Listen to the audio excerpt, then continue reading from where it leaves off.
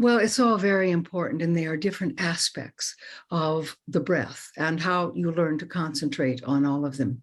You know, there is one tradition or one traditional practice where the meditator only pays attention to the turning point of the breath, when the in-breath becomes the out-breath, and when the out-breath becomes the in-breath. Now, when the in-breath becomes the out-breath, there usually is not a pause there, or not much of one. And it takes a really concentrated refinement to find the exact point where the breath turns. When you get to the out-breath becoming the in-breath, it's actually easier because there is a pause. Now, those of you who have worked with states that expand you and work with expansion and contraction probably recognize that when one takes an in-breath, many people feel like that's expansion, but it isn't, because you feel tight when that breath is really full. But when you let it all go and you come to that pause, if you're paying really close attention to your body at that pause, there is a different kind of expansion. Sometimes teachers would have their students lie on the floor on their backs with their knees up to really experience this, the power of this pause. What happens is the intercostal muscles relax. And so the chest gets just a tiny bit wider. The shoulders relax, and so they come down just a little bit more. They're a little further from the ears, you see. And that pause is so profound for letting you understand the type of expansion that isn't so obvious. So there's really power in this. And then there's power also in recognizing, as we will do as we get into the visualization parts, where you really recognize how the breath, or excuse me, how the body receives the breath.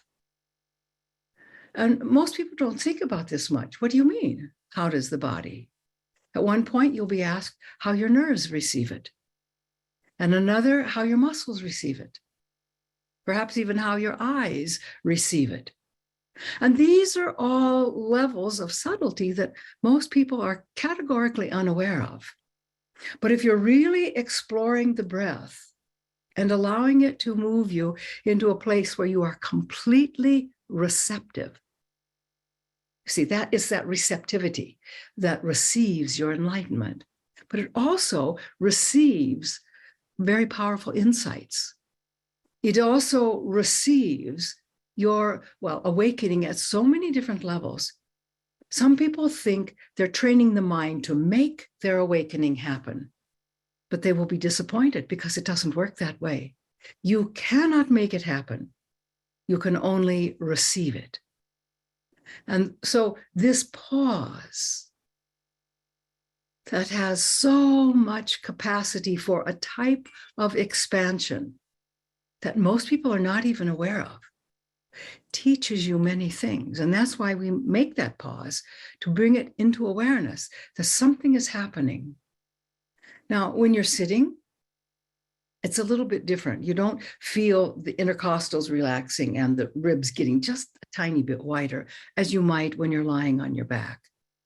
But you can feel your shoulders go down. Something is always going on in that pause. In fact, there are those who think that enlightenment can only happen either when at the turning of the in-breath to the out-breath, or more likely the turning of the out-breath to the in-breath. Now, I don't want to get dogmatic about that, but there are whole traditions that teach only that. And I think there's more to it than that for most people.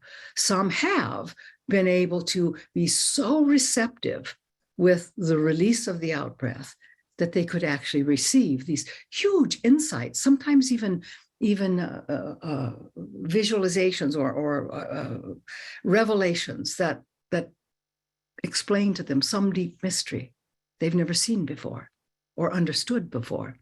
But that is the power of the breath, and particularly this point of letting go. When you truly let go, the body expands. Believe it or not, this is even true to some extent in death. Most people don't think of it that way because depending on the condition the body is in just prior to death, it may have contracted. Indeed, if someone is elderly, their body may have gotten a bit smaller. But something happens when one finally lets go that is expansive and receptive. So these are just things to bear in mind and then to observe, really, what you experience. So you're right, the power of the breath is immense. And I wish you all great understanding and apprehending of those moments where even the breath seems to cease, but something is still going on. You know, at death, sometimes those of you who have been with people who are dying, you may know one of the things that happens is the alteration of the breath cycle. So if you're sitting there, if you're sitting with someone who's dying, I always recommend that you match their breath. This is an unconscious way of connecting with them, and they get it. You may not get it. But if you're breathing exactly as they are breathing, there's a profound connection. You will feel it as well. But it really is encouraging if you're the person who is dying. Breath is so important. And so someone comes in and sits with you and matches your breath. There's a tremendous amount of communication going on in that, although it is unspoken. But you will notice that as a person gets closer to the point where the body ceases breathing altogether, something happens. In other words, they'll take a breath, and usually the breath is quite shallow at this point. They're not trying to fill their lungs deeply. It's just as it goes closer to death, sometimes breath is only in the throat, just a little breath. But then something happens and they quit breathing, maybe for 2 minutes or 3 minutes, and then a breath occurs naturally. Many people have, let's say, been sitting with a loved one who has died and even been pronounced death. And maybe an hour into that, they actually witness the body breathing. It's not a full breath. But something happens. They've been pronounced dead. The heart isn't beating. It's maybe not observable whether there are brain waves going on, but you can observe the breath. And sometimes there will be the shallowest, tiniest breath taken, even after a person has been declared dead. And I think, this is why in certain traditions, people try to have someone stay with the body for at least 3 days, because that's about how long it takes for essence to pull completely out of the physical structure. Essence is there, and you can recognize it in those tiny moments when there's a little breath. It's not the same as mind. It isn't that at all. It is something deeper than that, that is trying to vacate the body gently. And so if you're ever in the room where someone is dying or has died, sit with them gently and call yourself to be high witness, because this is a rite of passage, isn't it?